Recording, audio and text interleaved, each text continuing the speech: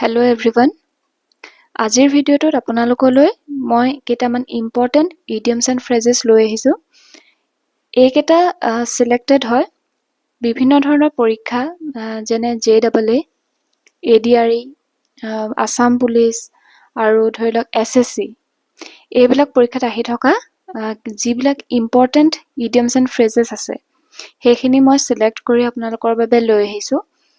আজি যেহেতু আমাৰ ফাৰ্স্ট ক্লাস গতিকে এইটো ক্লাছত আমি টোটাল 20টা idioms and phrases চাম আৰু তেনে ধৰণে মই বাকি কেইটা ক্লাছত আপোনাক টোটাল 50টা idioms and phrases দিম। এতিয়া আহক ভিডিঅটো আৰম্ভ কৰো। ফাৰ্স্টটো হৈছে a red letter day মানে an important day এটা গুৰুত্বপূৰ্ণ দিন। আপোনালোকক মই ইয়াত অসমীয়াত যদিও লিখি দিয়া নাই কিন্তু মই প্ৰত্যেকটো phrase and idioms-ৰ অৰ্থবোৰ কৈ যাবলৈ চেষ্টা কৰিম।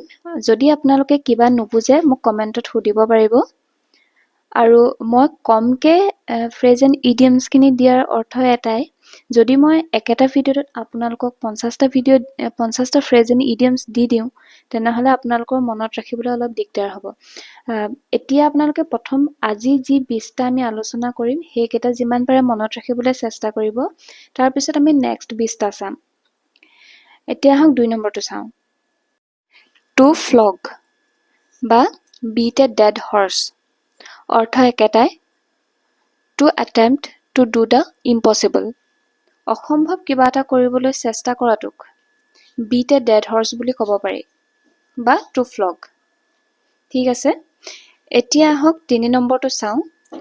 Leave no stone unturned অৰ্থটো হৈছে try every possible way to achieve something কিবা এটা পাবলৈ যিমান পাৰে যেনেকে পাৰে তেনেকে চেষ্টা কৰাটোক কোৱা হয় leave no stone unturned। ধৰি লওক আপোনালোকে এক্সামটো পাছ কৰিবলৈ যিমান পাৰে যেনেকে পাৰে চেষ্টা কৰিলে পঢ়িলে আপোনালোকে হেতু ক'ব পাৰিব leave no stone unturned আৰু একো মানে এৰি থৈ যোৱা নাই আপোনালোকে নিজৰ ফালৰ পৰা যিমান পাৰে সিমানটো চেষ্টা কৰিলে। ঠিক আছে, এতিয়া আহক 4 নম্বৰটো চাওঁ। Add fuel to the fire মানে হৈছে make things worse অসমীয়াত ইয়াক কয় জ্বলাজুইত ঘিউ ঢলা বুলি। কিবা এটা যদি বেয়া হৈ আছে তাক তাতকেও অত্যাধিক বেয়া কৰি দিয়াটোক ক'ব add fuel to the fire। Next পেজটো আমি চাওঁ আহক। Chicken out মানে হৈছে decide not to do something because of fear ভয়ৰ কাৰণে কিবা এটা নকৰাটোক কোৱা হ'ব chicken out। ঠিক আছে, next flash in the pan মানে হৈছে popular for a short period of time অতি কম সময়ৰ বাবে জনপ্ৰিয়তা অৰ্জন কৰাটোক কোৱা হয় flash in the pan। নেক্সটটো হৈছে high on the hog মানে to live in a luxurious way বিলাসিতাপূৰ্ণ এটা জীৱন অতিবাহিত কৰা। ঠিক আছে, নেক্সটটো হৈছে all at sea মানে confused সিদ্ধান্ত ল'ব নোৱাৰা এটা অৱস্থা।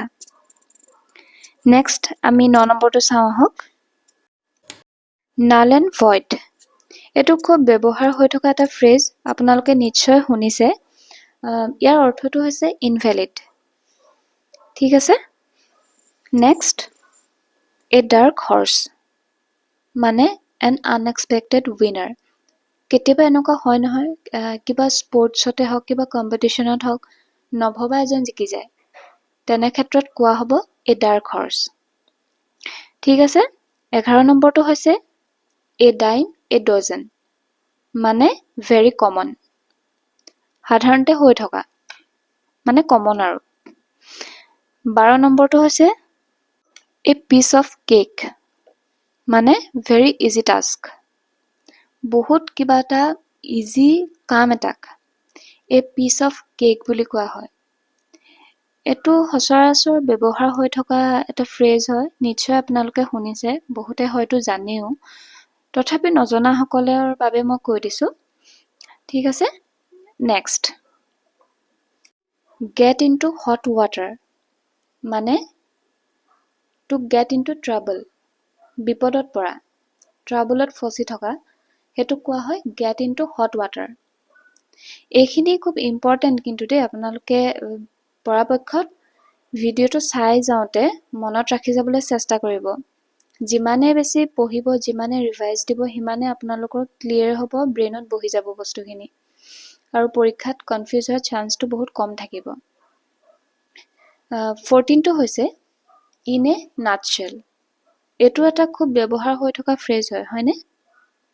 অৰ্থটো হৈছে ব্ৰিফলি বা কনচাইজলি, মানে চমুকে। Number 15 chicken hearted.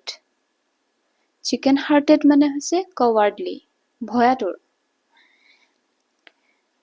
আৰু 16 হৈছে টাৰ্ণ এ ব্লাইণ্ড আই, মানে টু ইগনোৰ এ চিটুৱেশ্যন।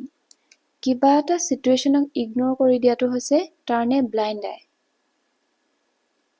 নেক্সট,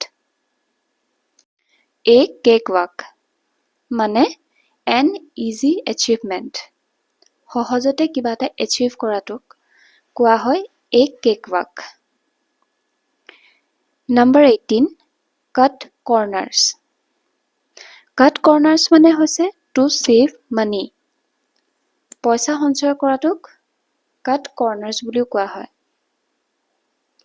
নম্বৰ 19 এ বন অফ কণ্টেনশ্যন।